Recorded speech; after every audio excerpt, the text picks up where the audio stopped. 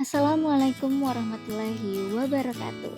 Saya Widi Cipta Kemala, calon guru penggerak angkatan 10, akan membahas koneksi antar materi modul 1.2, nilai dan peran guru penggerak. Pada koneksi antar materi ini, saya melaksanakan refleksi dengan menggunakan model 4P. Yang pertama, peristiwa, kedua, perasaan, yang ketiga, penerapan, dan yang keempat adalah pembelajaran. Refleksi yang pertama adalah peristiwa. Saya akan membahas momen yang paling penting atau menantang atau mencerahkan bagi saya dalam proses pembelajaran modul 1.1 hingga modul 1.2. Selanjutnya, kaitan antara modul 1.1 dan 1.2 yang saya pahami. Momen penting pada modul 1.1 ketika saya memahami maksud dari pemikiran Ki Hajar Dewantara, bahwa murid terlahir dengan kodratnya masing-masing, sehingga guru hanya bisa menuntun tumbuh kekuatan kodrat yang dimilikinya dengan memperhatikan kodrat alam dan kodrat zaman. Murid diibaratkan benih. Jika murid diibaratkan sebagai benih yang ditanam petani, maka petani hanya bisa merawat dan memberi perlakuan pada benih agar dapat tumbuh dengan baik. Namun, petani tersebut tidak dapat merubah benih pada tumbuh menjadi tanaman jagung. Begitu pula dengan guru tidak bisa merubah kodrat, melainkan dapat menuntun tumbuh lakunya murid. Momen penting pada modul 1.2 saat saya mengetahui bahwa sebagai guru penggerak tidak hanya bertugas menuntun murid saja, namun juga diharapkan dapat mengimplementasikan kelima peran guru penggerak, yaitu sebagai pemimpin pembelajaran, sebagai coach guru lain, sebagai pendorong kolaborasi, mewujudkan kepemimpinan murid dan penggerak komunitas praktisi.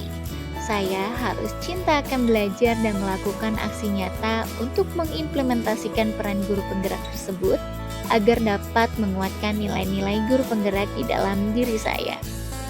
Kaitan modul 1.1 dengan 1.2, kita sangat perlu memahami prinsip dasar pendidikan yang menuntun berdasarkan pemikiran Ki Hajar Dewantara agar dapat mengimplementasikan peran guru penggerak secara optimal. Selanjutnya, untuk mewujudkan tujuan pendidikan sebagai tempat persemaian benih-benih kebudayaan dalam masyarakat, maka guru penggerak harus memiliki nilai yang berpihak pada murid, reflektif, mandiri, kolaboratif, dan inovatif. Bagaimana dengan perasaan saya? Saat momen itu terjadi, saya merasa seperti menemukan cahaya dalam kegelapan. Cahaya saya ibaratkan sebagai ilmu dan pengalaman dari semua proses yang saya dapatkan dari pendidikan calon guru penggerak ini.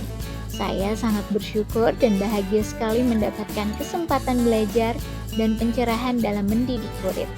Sebelumnya, saya masih minim pengalaman dan belum menjadi among yang berpihak pada murid. Tapi sekarang saya mendapatkan ilmu yang harus saya terapkan dalam mendidik murid. Saya merasa tergugah untuk mengimplementasikan ilmu dari setiap materi, serta termotivasi untuk terus belajar, melakukan aksi nyata dan berbagi kepada teman sejawat. Saya pun tidak lagi menganggap keberhasilan dalam mendidik diukur dari ketuntasan belajar murid pada aspek kognitif, melainkan dari semua aspek. Refleksi yang ketiga, pembelajaran. Sebelum momen terjadi, saya memandang bahwa diri saya sudah melaksanakan pembelajaran yang terbaik. Yang kedua, perolehan nilai murid yang mencapai KKM adalah suatu keberhasilan dalam proses pembelajaran. Yang ketiga, refleksi tidak perlu dilakukan karena pembelajaran yang sudah dilaksanakan menurut saya sudah sangat menyenangkan dan bermakna. Dan yang keempat, tidak berkolaborasi dengan teman sejawat mengenai proses pembelajaran. Nah, sekarang saya berpikir bahwa pembelajaran yang saya lakukan tidak sepenuhnya benar. Banyak kekeliruan pada pelaksanaan pembelajaran yang saya lakukan sebelumnya. Setiap murid memiliki kodratnya masing-masing.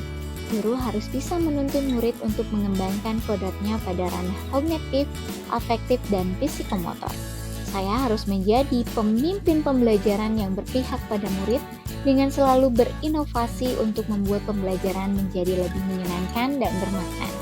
Saya harus mampu melakukan refleksi dan kolaborasi dengan rekan guru lainnya untuk meningkatkan kualitas pendidikan.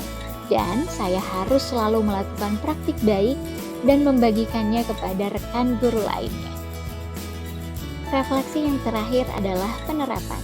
Dalam menerapkan ilmu yang saya peroleh dari modul 1.1 dan 1.2, rencana pengembangan diri dari sekarang adalah menerapkan nilai-nilai dan peran guru penggerak sesuai dengan filosofi Ki Hajar Dewantara.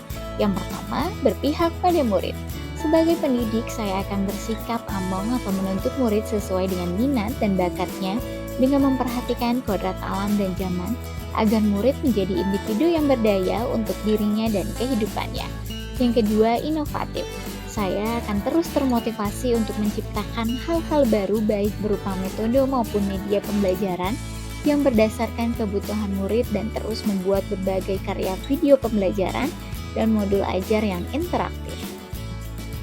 Yang ketiga, reflektif. Saya akan menjadi guru yang reflektif untuk berpikir terbuka dengan selalu mengevaluasi kelebihan dan kelemahan yang ada pada diri saya, baik secara mandiri maupun dengan rekan sejawat.